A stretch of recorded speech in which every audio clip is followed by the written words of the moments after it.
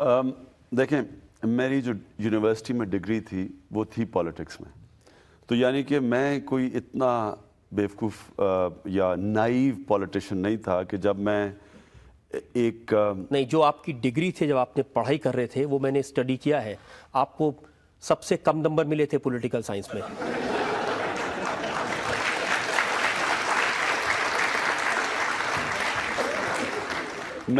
میں آپ کو یہ ریکویسٹ کروں گا کہ آپ پھر سے اس کے اوپر ریسرچ کریں، اور جب آپ ریسرچ کریں گے تو آپ کو پتہ چلے گا کہ پالیٹکس کے پیپر کے اندر مجھے آکسفورڈ کے اندر، یہ آپ یاد رکھیں کہ آکسفورڈ کے اندر سارے ذہین ترین اسٹوڈنٹس جاتے تھے، اس کے اندر مجھے ٹاپ سیکنڈ ملا تھا آکسفورڈ کے اندر۔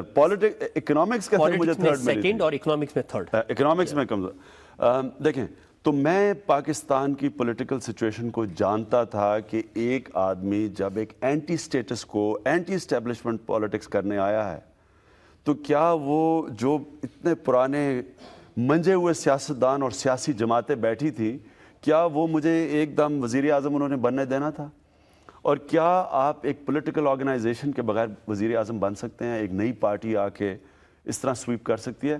تو مجھے کبھی کوئی غلط فہمی نہیں تھی اس میں۔ عمران صاحب، اتنی بری حالت، آپ 9 سیٹ پر چناؤ لڑے، 7 سیٹوں پر آپ کی ضمانت ضبط ہو گئی۔ آپ یہ حیران ہوں گے کہ ایک الیکشن سے ایک ہفتہ پہلے میری سٹیٹمنٹ تھی کہ ہمیں میکسیمم 3 سیٹیں ملیں گی اور منیمم 0 ملیں گی، یہ میری اپنی سٹیٹمنٹ تھی۔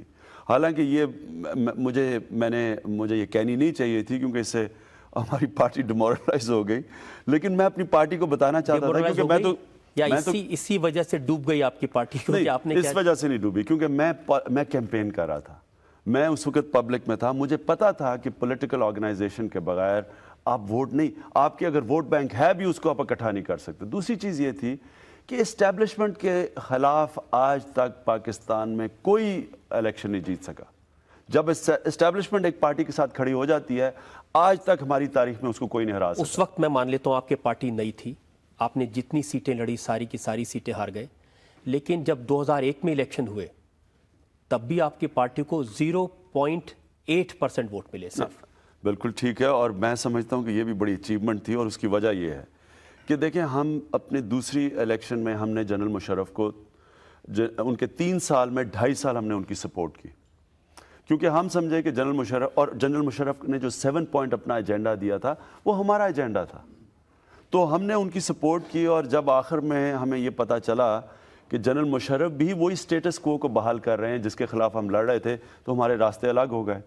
لیکن جب راستے الگ ہوئے تو الیکشن سے 3 مہینے پہلے جب راستے ہمارے الگ ہوئے تو نہ ہم پرو مشرف پارٹی رہے اور نہ اپوزیشن پارٹی رہے، اور پھر اسٹیبلشمنٹ کے خلاف 3 مہینے پہلے جانا، الیکشن سے صرف 3 مہینے پہلے، تو ہم تو پھر سروائیول کی ہم نے جنگ لڑی۔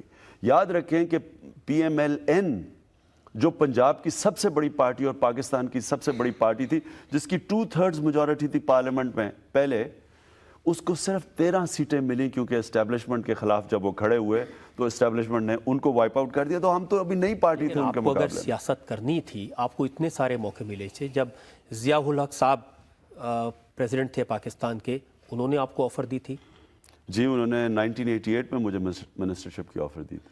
اگر سیاست کرنی تھی تو اس سمے منسٹر بن جاتے؟ نہیں، تو مجھے جنرل مشرف نے پرائم منسٹرشپ کی آفر دی تھی، خود انٹرویو میں کہا ہے کہ عمران میرا پرائم منسٹر کا نامنی تھا اگر وہ مجھے جوائن کر جاتا۔ تو دیکھیں، فیلڈ پولیٹیشین آپ نے بات کی، کامیاب پولیٹیشین اور فیلڈ پولیٹیشین میں کیا یہ فرق ہے کہ وہ اپنا ضمیر بیچ دے، اپنے نظریے سے ہٹ جائے، پاور پولیٹکس کرے؟ تو وہ تو بڑا آسان ہے کامیاب ہونا۔ میں آج وزیر اعظم ہوتا پاکستان کا، اگر میرا مینیفیسٹو اور نظریہ نہ ہوتا تو آج وزیر اعظم بن جاتا۔ آپ کو لگتا ہے کہ مشرف صاحب کے ساتھ کھڑے ہونا آپ کی غلطی تھی؟